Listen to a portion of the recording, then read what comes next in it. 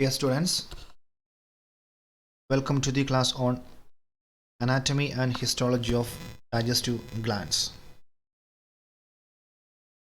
We know that liver is the second largest organ of our body. What is the largest organ of our body? It is nothing but the skin. And on the perspective of internal as well as external organs, we can say that liver is the largest internal organ. Then another classification is based on the exocrine as well as endocrine glands. You know that exocrine glands are those glands having ducts, endocrine are without ducts. Okay, and liver is a gland. Liver is a gland. So it can say that liver is the largest exocrine gland. It weighs about 1.3 to 3 kilograms. Average weight is 1.5 kilogram. That means around 2% of the body weight of an adult. It is soft pinkish in color and its shape is just like a boomerang. You know that boomerang means a curved flat piece. So it is a boomerang like organ and it is located in the upper right hand position of the abdominal cavity. Upper right hand position of the abdominal cavity. It is located just beneath the diaphragm. So this is a model of human viscera. So you can see this structure as the diaphragm. So our liver is located just below the diaphragm and it is on the top of the stomach. So you can notice this as the stomach. So liver is just above the stomach as well as just above the right kidney. Kidney is just behind this large intestine, just above the right kidney as well as just above the intestine. So these are the small as well as large intestines. അപ്പോൾ നമ്മൾ പറഞ്ഞതനുസരിച്ച് liver second largest organ of the ബോഡിയാണ്. സ്കിന്നാണ് largest organ. അപ്പോൾ ഈ classification എന്ന് പറയുന്നത് external as well as internal ഓർഗൻസിനെ മൊത്തത്തിൽ കണക്ക് കൂട്ടിയിട്ടാണ്. ബട്ട് ഇൻറ്റേർണൽ ഓർഗൻ മാത്രം വെച്ച് നോക്കുമ്പം ലിവറാണ് ലാർജസ്റ്റ്. പിന്നെ ഗ്ലാൻസിൻ്റെ പെർസ്പെക്റ്റീവ് ചിന്തിക്കുവാണെങ്കിൽ എക്സോക്രൈൻ ഗ്ലാൻസ് ഉണ്ടെന്നും എൻഡോക്രൈൻ ഗ്ലാൻസ് ഉണ്ടെന്നും നിങ്ങൾ പഠിച്ചിട്ടുണ്ട്. On that point of view liver is the largest exocrine gland. Exocrine gland means gland with duct ആണ്. ലിവറിൻ്റെ വെയിറ്റ് പറയുവാണെങ്കിൽ ഒരു 1.3 to 3 kilograms വരെ ലിവറിനുണ്ടാവാം. എങ്കിലും ആവറേജ് എന്ന് പറയുന്നത് ഒരു 1.5 ഒക്കെയാണ്. ബോഡി വെയ്റ്റിൻ്റെ ഒരു അഡൽറ്റിൻ്റെ ബോഡി വെയ്റ്റിൻ്റെ ഒരു 2% വരെ ലിവറിന് വരാം എന്നാണ് പറയുന്നത്. ഇതിൻ്റെ ഷേപ്പ് എന്ന് പറയുന്നത് ആ ഒരു കേർവ്ഡ് ഫ്ലാറ്റ് ലൈക്ക് ഷേപ്പാണ്. കേർവ്ഡ് ഫ്ലാറ്റ് ലൈക്ക് ഷേപ്പ് നമുക്ക് ഇവിടെ നോക്കുമ്പോൾ ഒരു കേർവ്ഡ് സ്ട്രക്ചർ പോലെയും ദെൻ ബോട്ടം ഭാഗം മോറലെസ് ഒരു ഫ്ലാറ്റ് പോലെ പ്രതീക്ഷിക്കുക. ദെൻ ഇവിടെ കേർവ്ഡ് ആണ്. അപ്പോൾ അതൊരു ബൂമറാങ് എന്ന ഒരു ആ ഷേപ്പിലോട്ടാണ് വരുന്നത്. ദെൻ പൊസിഷൻ പറഞ്ഞു കഴിഞ്ഞു. ഈ ഡയഫ്രത്തിൻ്റെ തൊട്ട് താഴെ റൈറ്റ് സൈഡിലായിട്ടാണ് ഇരിക്കുന്നത്. Right side more towards right സൈഡാണ്. Okay, more towards right. ഇതാണ് റൈറ്റ്. ഇത് റൈറ്റ് സൈഡും ഇത് ലെഫ്റ്റ് സൈഡുമാണ്. അപ്പോൾ ബോഡിയുടെ മോർ ടുവേഴ്സ് റൈറ്റ് സൈഡിലോട്ടാണ് ലിവർ ഇരിക്കുന്നത്. ഇപ്പം ഡയഫ്രത്തിൻ്റെ തൊട്ട് താഴെ സ്റ്റൊമക്കിൻ്റെ മുകളിൽ, അതുപോലെ ഇൻഡസ്റ്റൈൻ്റെ മുകളിൽ. ഇത് ലാർജ് ഇൻഡസ്റ്റൈൻ, ഇത് സ്മോൾ ഇൻഡസ്റ്റൈൻ. എനിവേ ഇൻഡസ്റ്റൈൻ്റെ മുകളിൽ. ഇതിന് തൊട്ട് പുറകിൽ റൈറ്റ് കിഡ്നി ഉണ്ട്. അപ്പോൾ റൈറ്റ് കിഡ്നിയുടെ മുകളിൽ. ഈ രീതിയിലാണ് ലിവറിൻ്റെ പൊസിഷൻ. ഇനി നമുക്ക് ലിവറിൻ്റെ കവറിങ്ങിനെ കുറിച്ച് നോക്കണം. Liver is covered by a double layered visceral peritoneum. You know that internal organs are covered by peritoneal layers. Okay. Immediately internal organs are covered by visceral peritoneum and body wall is covered by parietal peritoneum. Okay. Each and every, almost all internal organs are covered by peritoneal layers. But there are some exceptions. Some organs are not covered by peritoneal layers and they are known as retroperitoneal organs. But liver is covered by peritoneum. That peritoneum is visceral peritoneum and known as serous layer. But one important point is that serous layer is not completely covered on the liver surface. It is not entirely covered on the liver surface, but there are some spaces. That's there is an area where serous layer is not there, and that area is known as bare area. Okay, That bare area is the space for attachment of liver with the diaphragm. Okay. So our point is that liver is externally covered by a double layered serous peritoneum or serous layer. Just below the serous layer, another connective tissue layer called the Glissen's capsule is present. So by observing this diagram, you can notice that Glissen's capsule completely covers the liver. Okay. On that point of view, the layer that covers our liver is Glissen's capsule. അപ്പോൾ ഈ പറഞ്ഞ അനുസരിച്ച് നമ്മുടെ internal organs എല്ലാം peritoneum എന്ന കവറിങ്ങിനാൽ പൊതിഞ്ഞ് കാണപ്പെടുന്നതാണ്. Peritoneum എന്ന് പറയുമ്പോൾ ഇൻറ്റേർണൽ ഓർഗൻസിനെ നേരിട്ട് കവർ ചെയ്യുന്ന ആ പെരിറ്റോണിയത്തിൻ്റെ ലെയറിനെ വിളിക്കുന്ന പേരാണ് വിസറൽ പെരിറ്റോണിയം. ബോഡി വോളുമായിട്ട് ചേർന്ന് കാണുന്നെങ്കിൽ പരേറ്റൽ പെരിറ്റോണിയം. ഓക്കെ. അപ്പോൾ ഓൾമോസ്റ്റ് എല്ലാ ഓർഗൻസും ഈ പറയുന്ന പെരിറ്റോണിയൽ കവറിങ്ങിനാൽ പൊതിഞ്ഞ് കാണപ്പെടുന്നതാണ്. പക്ഷേ ചില ഓർഗൻസ് മാത്രം ഈ പെരിറ്റോണിയൽ കവറിങ്, എസ്പെഷ്യലി വിസറൽ പെരിറ്റോണിയത്തിൻ്റെ കവറിങ് ഉണ്ടാവില്ല. അത്തരം ഓർഗൻസിനെ നമ്മൾ റിട്രോ പെരിറ്റോണിയൽ ഓർഗൻസ് എന്നൊക്കെ പറയാറുണ്ട്. ഓക്കെ. അപ്പോൾ ഇവിടെ ലിവറിനെ സംബന്ധിച്ച് വിസറൽ പെരിറ്റോണിയത്തിൻ്റെ കവറിങ് ഉണ്ട്, പക്ഷേ എല്ലായിടത്തും ഇല്ല. ആ ഇല്ലാത്തൊരു ഏരിയനെയാണ് ഇവിടെ ബെയർ ഏരിയ എന്ന് പറഞ്ഞ് ഈ ഫിഗറിൽ കാണിച്ചേക്കുന്നത്. അപ്പോൾ ഈ ഭാഗത്തിൻ്റെ പ്രത്യേകത, ഈ ഭാഗമാണ് ഡയഫ്രോമായിട്ട് കണക്ട് ചെയ്യുന്നത്, ജോയിൻ ചെയ്യുന്നത്. ഓക്കെ. അപ്പം ലിവറിൻ്റെ ഏറ്റവും പുറമെ വിസറൽ പെരിറ്റോണിയം ഉണ്ട്, അല്ലെങ്കിൽ സിറസ് ലെയർ ഉണ്ട്. അതിന് തൊട്ട് താഴെ കാണുന്ന ലെയറാണ് ഗ്ലിസൻസ് ക്യാപ്സൂൾ. അപ്പോൾ നമുക്ക് ഈ ഫിഗറിൽ നിന്ന് മനസ്സിലായി, ഗ്ലിസൻസ് ക്യാപ്സൂൾ എന്ന് പറയുന്നത് ലിവറിനെ കംപ്ലീറ്റ് ആയിട്ടും കവർ ചെയ്യുന്ന ലെയറാണ്. അപ്പോൾ നിങ്ങളോട് ചോദിക്കുവാണ്, the layer that completely covers the liver എന്ന് ചോദിച്ചാൽ അത് ഗ്ലിസൻസ് ക്യാപ്സൂളാണ്. ഓക്കെ. ഈ ഗ്ലിസൻസ് ക്യാപ്സൂൾ നമ്മൾ കുറച്ച് കഴിയുമ്പോൾ മനസ്സിലാക്കും. ഗ്ലിസൻസ് ക്യാപ്സൂൾ താഴോട്ട് ഇറങ്ങി വന്ന് ഇതിനകത്തുള്ള ലിവറിനകത്തെ ഫങ്ഷണൽ യൂണിറ്റാണ് ഹെപ്പാറ്റിലോബ്യൂൾസ് എന്ന് പറയും. ആ ഹെപ്പാറ്റിലോബ്യൂൾസിനെല്ലാം കവർ ചെയ്യുന്നതായിട്ട് നമ്മൾ പിന്നീട് മനസ്സിലാക്കും. അപ്പോൾ ഇനി our point is that liver is covered by externally covered by a visceral peritoneum, a double layered visceral peritoneum, which is followed by a Glissen's capsule, which is nothing but a connective tissue, and liver is completely covered by Glissen's capsule. Okay.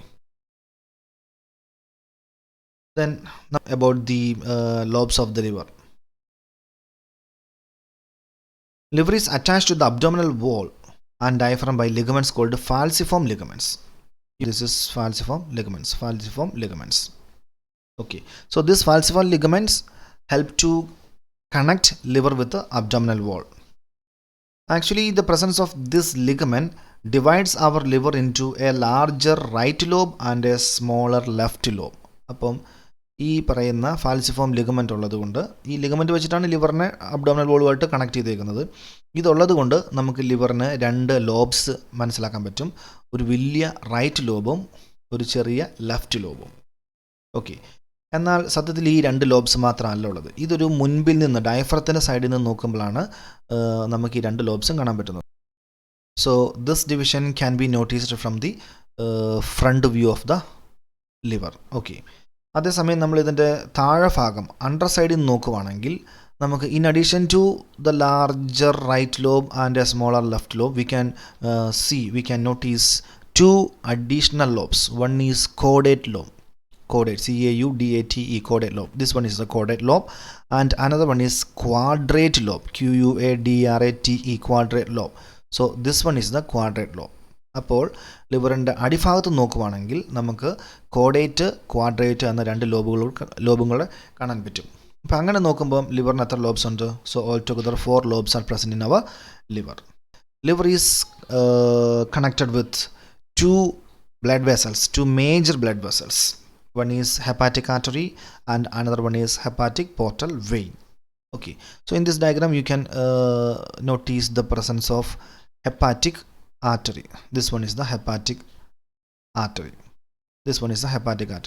Actually, this hepatic artery arises from a common trunk known as celiac axis or celiac trunk. This one. This celiac artery or celiac trunk arises from the aorta. The largest one is the aorta. This largest vessel is the aorta, and from the aorta the celiac artery or celiac trunk arises, and it further divides into 3. One of the artery goes to the spleen, and another one goes to the stomach, and the third one goes to the liver. So this one is the hepatic artery. This hepatic artery enters into the right portion of the liver, right lobe of the liver. So this hepatic artery within the right lobe, it again divides into two. One is the right hepatic artery and second one is the left hepatic artery. Okay. ഈ പറഞ്ഞത് മനസ്സിലായല്ലോ.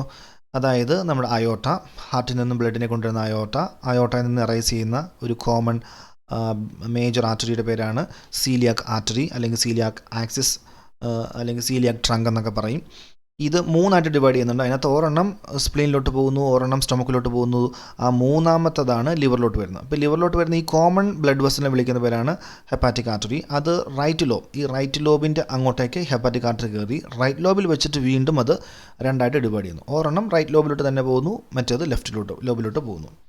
അപ്പോൾ ഇതാണ്. അപ്പോൾ ഇത് blood oxygenated ബ്ലഡിനെ കൊണ്ടുവരുന്നതാണ്. Actually hepatic artery brings oxygenated blood from heart to the ലിവറാണ്. ഓക്കെ, അപ്പോൾ ഓക്സിജൻ്റെ ബ്ലഡിനെ കൊണ്ടുവരുന്നതാണ് ഹെപ്പാറ്റിക് ആർട്ടറി.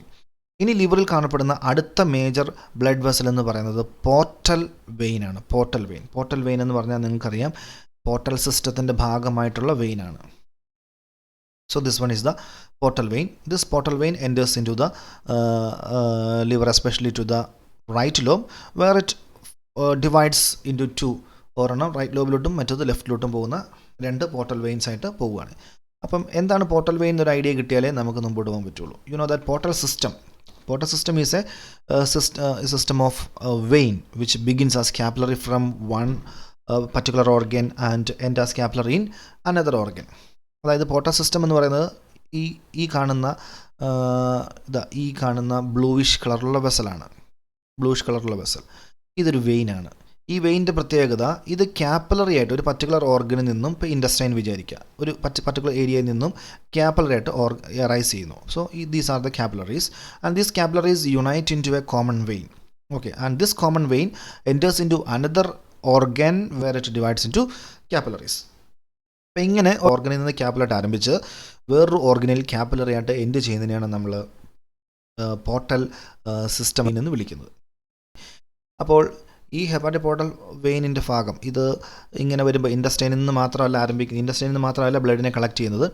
ഇൻഡസ്റ്റൈനിൽ നിന്ന് ബ്ലഡിനെ കളക്ട് ചെയ്യുന്നുണ്ട്, ഒപ്പം സ്റ്റൊമക്കിൻ്റെ ഭാഗത്തു നിന്ന് കളക്ട് ചെയ്യുന്നുണ്ട്, ഒപ്പം സ്പ്ലീനിൻ്റെ ഭാഗത്തു നിന്നെല്ലാം കളക്ട് ചെയ്യുന്നുണ്ട്. പല ക്യാപ്പിലറീസ് ഉണ്ട്. ഇപ്പോൾ ഇവിടെ നിന്നെല്ലാം ക്യാപ്പിലായിട്ടാണ് ആരംഭിക്കുന്നത്, എന്നിട്ട് നേരെ ലിവറിലോട്ട് വരികയും ചെയ്യുന്നത്. അപ്പോൾ ഇതിനകത്ത് നമ്മളൊരു കാര്യം മനസ്സിലാക്കേണ്ടത് എന്താണ്? All the absorbed substances from the stomach or intestine are directly delivered to liver, okay, rather than directly drain all these substances into the major circulation. Main സർക്കുലേഷനിലോട്ട് ഈ സാധനങ്ങളെ വിടുന്നതിന് പകരം അലിമെൻ്ററി കനാലിൽ നിന്ന്, എസ്പെഷ്യലി സ്റ്റൊമക്കിൻ്റെയും ഈ പറയുന്ന ഇൻഡസ്റ്റൈൻ്റെ ഭാഗത്തു നിന്നൊക്കെ അബ്സോർവ് ചെയ്തെടുക്കുന്ന സാധനങ്ങളെ മെയിൻ സർക്കുലേഷനിലോട്ട് വിടുന്നതിന് പകരം നേരെ ലിവറിലോട്ടാണ് കൊണ്ടുവരുന്നത് എന്നാണ് മനസ്സിലാക്കേണ്ടത്. അതാണ് ഇവിടുത്തെ point.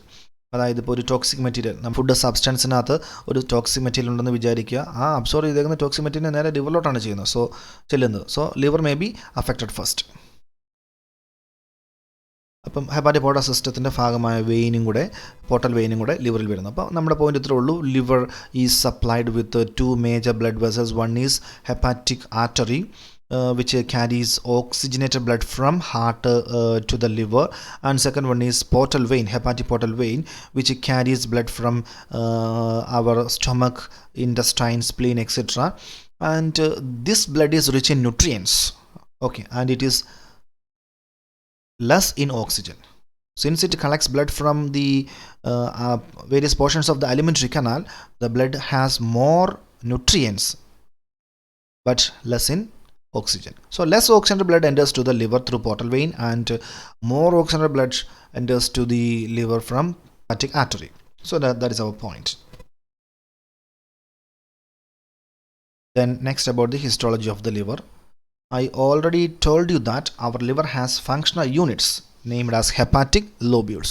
So in this diagram, this hexagonal shaped structure is represented as the hepatic lobule. So several hepatic lobules are present in our liver, or each lobe contains several hepatic lobules. Each hepatic lobule is hexagonal in shape. So this is one of the enlarged diagram of a single hepatic lobule. So this diagram represents an enlarged area of a hepatic lobule. Okay, so our hepatic lobule is made up of millions of cells called hepatocytes. അപ്പോൾ നമ്മൾ പറഞ്ഞതനുസരിച്ച് നമ്മുടെ ലിവറിനകത്ത് functional യൂണിറ്റുകളുണ്ട്. ഈ functional യൂണിറ്റിൻ്റെ പേരാണ് liver lobule. അതിൻ്റെ shape എന്ന് പറയുന്നത് ഒരു ഹെക്സഗണൽ ഷേപ്പാണ്. അപ്പോൾ ഹെക്സഗണൽ ഷേപ്പുള്ള ഇഷ്ടം പോലെ ലിവർ ലോബ്യൂൾസുകളാണ് ഓരോ ലോബിനകത്ത്, റൈറ്റ് ലോബിനകത്ത് ലെഫ്റ്റ് ലോബിനകത്ത് മെയിനായിട്ടും ഉള്ളത്. ഓക്കെ, ഈ കാണിച്ചേക്കുന്നത് ഒരു ലോബ്യൂളിൻ്റെ എൻലാർജ്ഡ് ഇമേജാണ് കാണിച്ചേക്കുന്നത്, അല്ലെങ്കിൽ ഒരു diagrammatic റെപ്രസെൻറ്റേഷനാണ് കാണിച്ചേക്കുന്നത്. So this is an enlarged diagram of a hepatic lobule. So in this diagram you can notice the presence of many or millions of cells.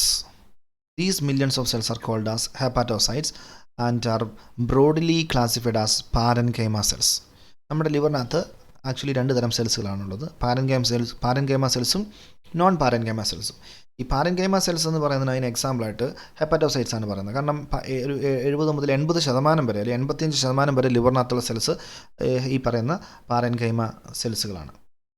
Okay, non parenchyma cells എന്ന് പറയുന്നത് liver സെൽസിൻ്റെ 40% കൂടുതൽ വരത്തില്ല. Okay, ഈ non parenchyma സെൽസിന് കുറേ examples ഉണ്ട്. അതിന് എക്സാമ്പിളാണ് കൂഫർ cells. കൂഫർ cells ഒരു നോൺ പാരൻകൈമ സെൽസ് ആണ്.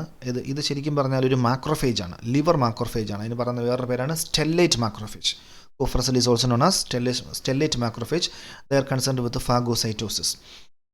ബാക്ടീരിയ പോലത്തെ സാധനങ്ങളെ അല്ലെങ്കിൽ നമ്മുടെ ഡാമേജ്ഡ് RBCനെയൊക്കെ ഫാഗോസൈറ്റ് ചെയ്ത് അല്ലെങ്കിൽ റിമൂവ് ചെയ്യുന്നത് കൂഫർ സെൽസുകളാണ്. അപ്പോൾ then another non parenchyma cells ആണ് സൈനസോയിഡൽ എൻഡോത്തീലിയ സെൽസ്. സൈനസോയിഡൽ എൻഡോത്തീലിയ സെൽസ്, ഇത് കണ്ടോ, എൻഡോത്തീലിയൽ സെൽ എന്ന് പറഞ്ഞാൽ ഇത് കുറച്ച് കഴിയുമ്പോൾ നമ്മൾ മനസ്സിലാക്കും ഇതൊരു ക്യാപ്പിലറിക്ക് തുല്യമായ സംഭവമാണ്. ഈ ക്യാപ്പിലറിയെ ലൈൻ ചെയ്യുന്ന ഈ സെൽസുകളെയാണ് നമ്മൾ എൻഡോത്തീലിയൽ സെൽസുകൾ അല്ലെങ്കിൽ സൈനസോയിഡൽ എൻഡോത്തീലിയൽ സെൽ എന്ന് വിളിക്കും. കാരണം ഈ ക്യാപ്പിലറിയുടെ ഈ സ്പേസിനെ സൈനസോയിഡ് എന്നാണ് വിളിക്കുന്നത്. അത് ഉടനെ നമ്മൾ ഡിസ്കസ് ചെയ്യാം. So this is an enlarge capillary. This enlarge area is known as sinusoid. Okay, and it is lined by endothelium called sinusoid endothelial cell. Okay, that endothelium is also having Kupffer cells. Then another non-parenchyma cells are hepatic stellate cell. Hepatic stellate cell. ഈ hepatic stellate cell എവിടെ കാണുന്നതെന്ന് ചോദിച്ചാൽ you can see a small space between this sinusoidal endothelium and hepatocyte. ഇത് major liver cells, നമ്മുടെ parenchyma cells എന്ന് വിളിക്കുന്ന major liver cells ആണ് ഈ കാണുന്ന ഹെപ്പാറ്റോസൈറ്റ്സുകൾ. അത് കഴിഞ്ഞാൽ പിന്നെ ഒരു ക്യാപ്പിലറി ആയിട്ട് മനസ്സിൽ വിചാരിക്കും, ഇതൊരു ക്യാപ്പിലറിയാണ്. ആ ക്യാപ്പിലറിയുടെ വോളാണ് ഇതും. ആ വോൾ ഉണ്ടാക്കി വെച്ചേക്കുന്നതാണ് സൈനസോയിഡൽ എൻഡോത്തീലിയം. അപ്പോൾ ഈ ക്യാപ്പിലറിയുടെ വോളിനും ഈ ഹെപ്പാറ്റോസൈറ്റ്സിനും ഇടയ്ക്ക് there is a small space. This space is known as space of Disse or perisinusoidal space എന്ന് പറയും. Space of Disse or perisinusoidal space. And this space contain a particular non parenchyma cells called stellate cells. Then what is the function of the stellate cell? It's main function is to store fats. നിങ്ങൾ കേട്ടിട്ടുണ്ട് ലിവറിനകത്ത് fat store ചെയ്യുന്നത് കേട്ടിട്ടുണ്ട്. അങ്ങനെ fat store ചെയ്യുന്നത് ഈ stellate സെല്ലുകൾക്കകത്താണ്. At the same time it can also store lipid soluble substances like vitamin എയിനെയൊക്കെ മാസങ്ങളോളം 1-2 മാസങ്ങളോളം സ്റ്റോർ ചെയ്ത് വെക്കാൻ പറ്റുമെന്നാണ് പറയുന്നത്. ഓക്കെ, അപ്പം ഇത്തരം വൈറ്റമിനെയൊക്കെ സ്റ്റോർ ചെയ്യുന്ന സെല്ലുകളാണ് സ്റ്റെല്ലേറ്റ് സെൽസുകൾ. ഫാറ്റിനെ സ്റ്റോർ ചെയ്യുന്ന സെല്ലുകളാണ് സ്റ്റെല്ലേറ്റ് സെൽസുകൾ. And it is at that under normal condition they remain as a quiescent state. കാര്യമായി മൾട്ടിപ്ലിക്കേഷനോ ഒന്നുമില്ലാതെ ഒരു അവസ്ഥയിലങ്ങ് പോയി ക്വിസൻ്റായിട്ട് വലിയ ആക്റ്റീവ് അല്ലാത്തൊരു അവസ്ഥയിലങ്ങ് പോയിക്കൊണ്ടിരിക്കുകയാണ് നോർമൽ കേസിൽ. അങ്ങനെ ഇരിക്കുമ്പോഴാണ് ലിവറിന് എന്തെങ്കിലും ഒരു കംപ്ലയിൻ്റ് ഉണ്ടായി, ഡാമേജ് ഉണ്ടായി. അപ്പോൾ ലിവറിന് ഒരു അൺവാണ്ടഡ് സ്റ്റിമുലസ് വന്നു കഴിഞ്ഞാൽ it is said that these stellate cells they come out from the quiescent state and they multiply rapidly.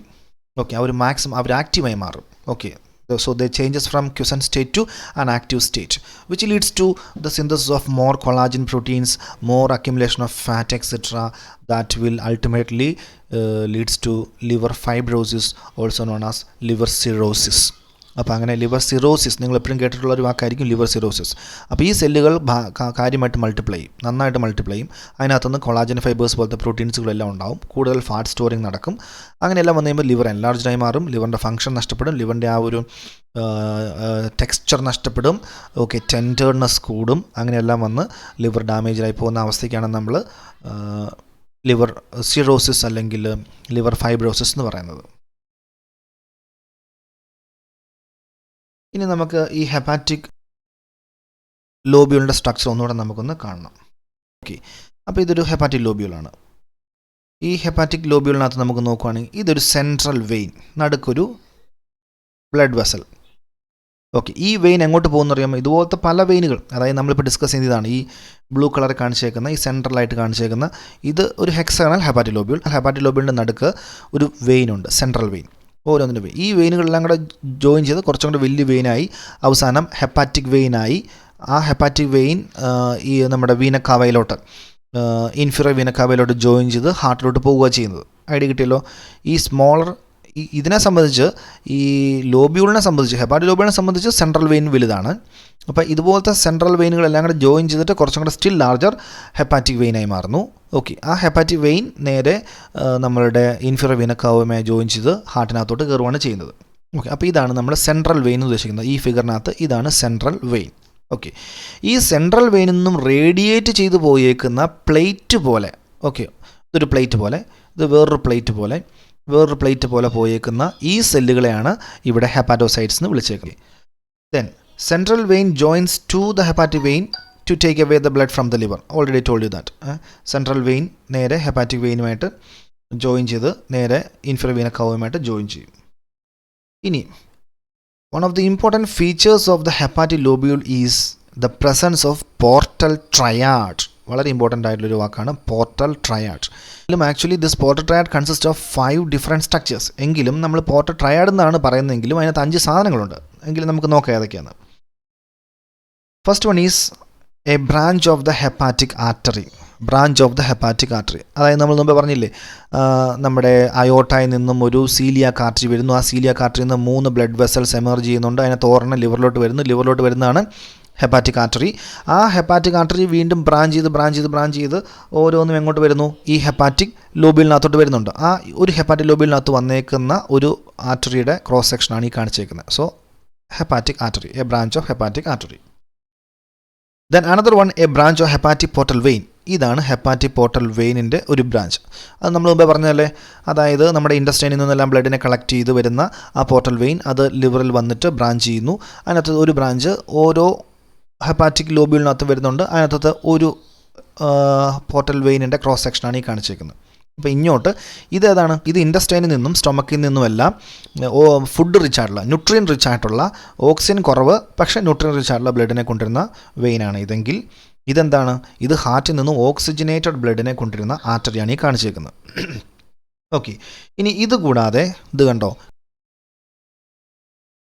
ഒരു ബൈൽ കനാലിക്കുലെന്നോ അല്ലെങ്കിൽ ബൈൽ ഡക്റ്റെന്നോ നമുക്ക് പറയാൻ പറ്റുന്ന ഒരു സംഭവമാണ്. ഇത് എവിടെ നിന്ന് എറൈസ് ചെയ്യുന്നു? ഇത് എറൈസ് ചെയ്തേക്കുന്നത് തൊട്ടപ്പുറത്ത് കിടക്കുന്ന ഹെപ്പാറ്റോസൈറ്റ്സ്, തൊട്ടിപ്പുറത്തും കിടക്കുന്ന ഹെപ്പാറ്റോസ്. അപ്പോൾ ഹെപ്പാറ്റോസൈറ്റ്സിൻ്റെ ഇടയ്ക്ക് നിന്ന് ആരംഭിക്കുന്ന ചെറിയ ഡക്റ്റുകൾ, കനാലിക്കുലൈ, അതെല്ലാം കൂടി ചേർന്ന് കുറച്ചും കൂടെ വലിയ ഡക്റ്റ് ആവുന്നു. അതാണ് ബൈൽ ഡക്റ്റ് എന്ന് നമ്മൾ വിളിക്കാൻ പോകുന്നത്. ഓക്കെ, അപ്പോൾ നിങ്ങൾ ഓർക്കണം, ഈ ഡക്റ്റ് ആരംഭിച്ചേക്കുന്നത് എവിടെ നിന്നാണ്? Bile duct arises from hepatocytes. ഇങ്ങനെ 3 എണ്ണമായി. ഇപ്പോൾ 3 വെസൽസ് ഇവിടെ പറഞ്ഞു, ബൈൽ ഡക്റ്റ്, അതുപോലെ തന്നെ portal vein, branch of portal vein, branch of hepatic artery, ഇങ്ങനെ 3 എണ്ണം പറഞ്ഞു.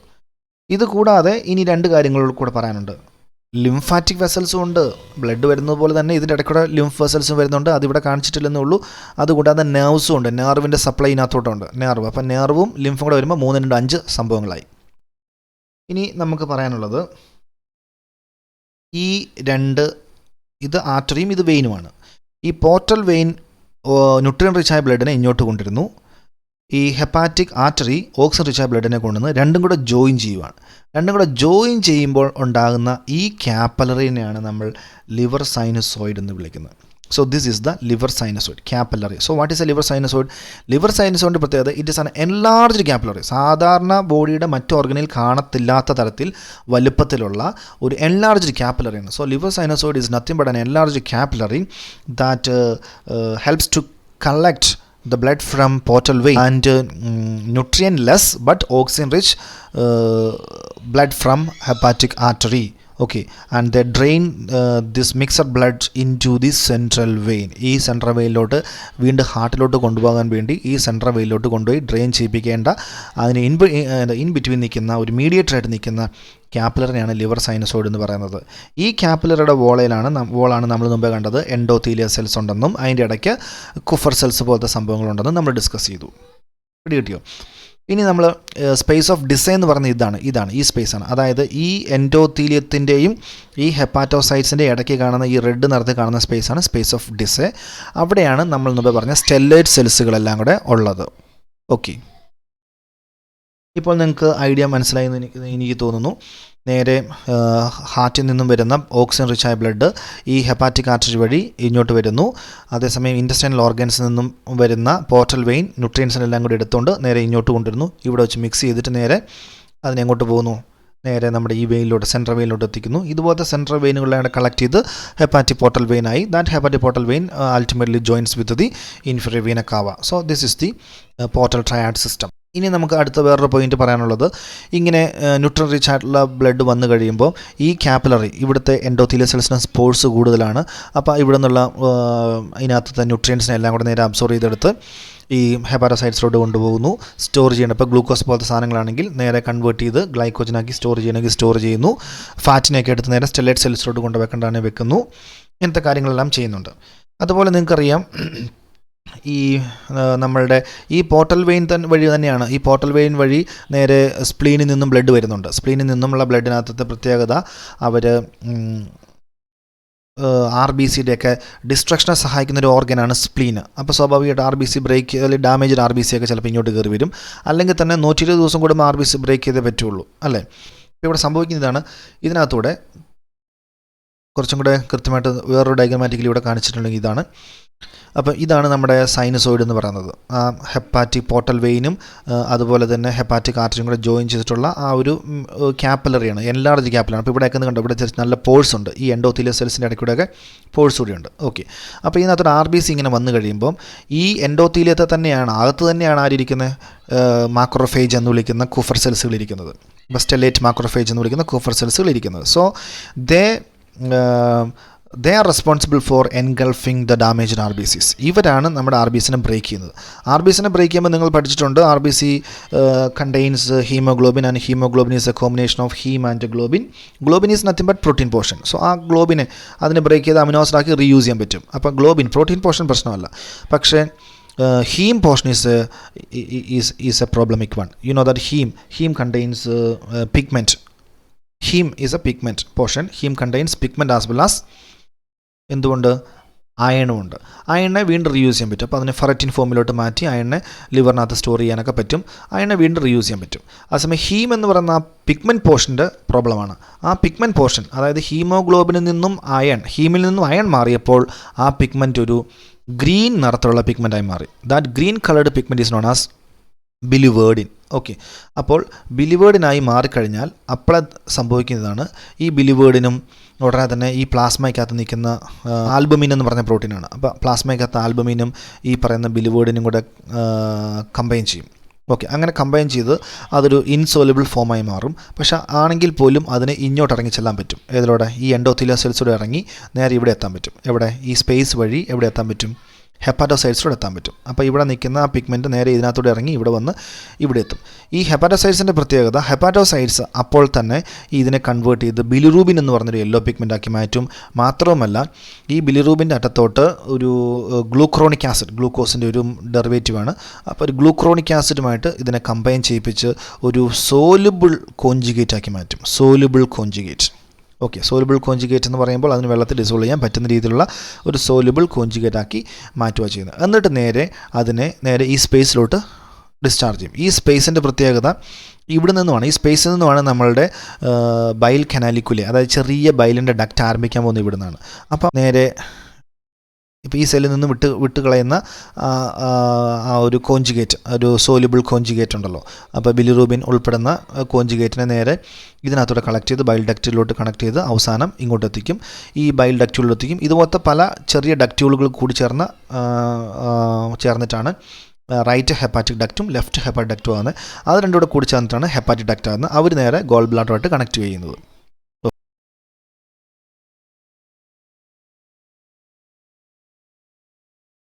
അപ്പം ഇതാണ് നമുക്ക് ലിവറിൻ്റെ ഒരു അനാറ്റമി ഹിസ്റ്റോളജി ആയിട്ട് മെയിനായിട്ടും പറയാനുള്ളത്.